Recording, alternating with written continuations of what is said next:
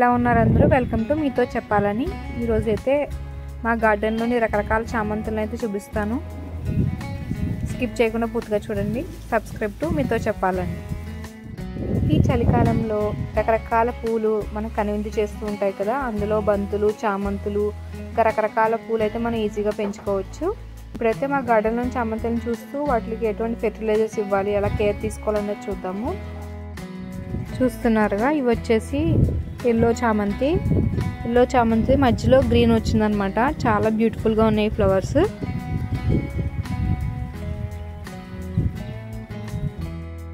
తర్వాత ఇంకో yellow variety ఉంది, అది వచ్చేసి ఈ టైప్ అనమాట.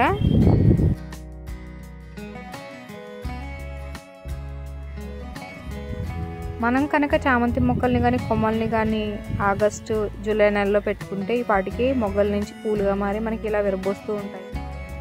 చూసారా ఈ పింక్ కలర్ చామంతి ఎంత బాగున్నాయో, భలే పెద్ద పెద్దగా భలే పూసాయండి ఈ పూలు.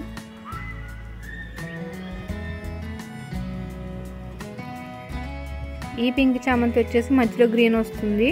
చాలా బాగున్నాయి, ఎక్కువ పూలు అయితే పూసాయి. ఒకసారి చూడండి, కొమ్మకి పూలు ఉన్నాయి.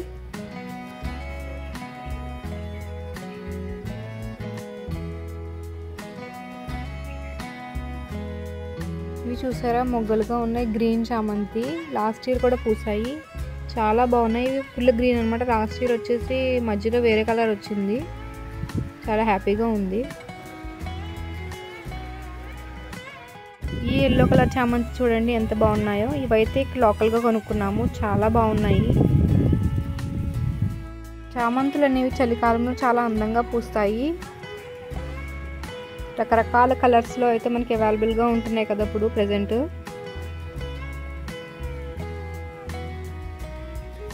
వీటిని మనం ఈజీగా ప్రాపగేట్ చేసుకోవచ్చు. మనం జూలై ఆగస్ట్ నెలలో కొమ్మల్ని కానీ మొక్కల్ని కానీ నాటుకుని పైన పించింగ్ చేస్తూ ఉంటే బ్రాంచెస్ పెరిగి కొమ్మలు వస్తాయి. అప్పుడు కొమ్మల నుంచి మొగ్గలు వచ్చి మొగ్గల్ని పూలుగా మార్చడానికి మనం కొన్ని ఫెర్టిలైజర్స్ అవి ఇస్తూ ఉండాలి.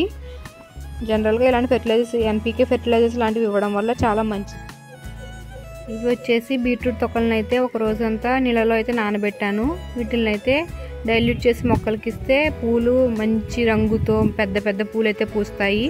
వీటిని ఇలా డైరెక్ట్గా నానబెట్టచ్చు, లేకపోతే బెల్లం వేసి నానబెడితే ఫెర్మెంట్ అయ్యి బాగా యూస్ఫుల్గా ఉంటుంది ఫెర్టిలైజర్ అనేది. దీన్ని అయితే ఇప్పుడు మనం డైల్యూట్ చేసి ఇద్దాం. ఇప్పుడైతే ఈ బీట్రూట్ వాటర్ని అయితే డైల్యూట్ చేస్తున్నాను. దీన్ని వచ్చేసి 1:2 రేషియోలో డైల్యూట్ చేయాలి. అంటే మనం తీసుకున్న దానికి డబల్ క్వాంటిటీలో డైల్యూట్ చేసి మొక్కలకి ఇస్తే చాలా మంచిది.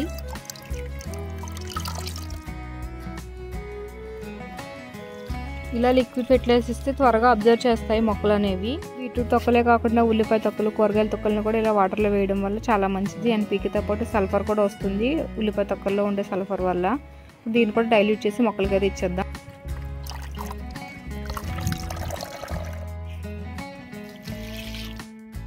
వీటితో పాటు సాలిడ్ ఫెర్టిలైజర్ అనేది 15 రోజులకు ఒకసారి ఇస్తూ ఉండాలి. అంటే కంపోస్ట్ కానీ, ఇంకా బోన్ మీల్, సీవీడ్ ఇలాంటివి కూడా ఇస్తూ ఉండొచ్చు.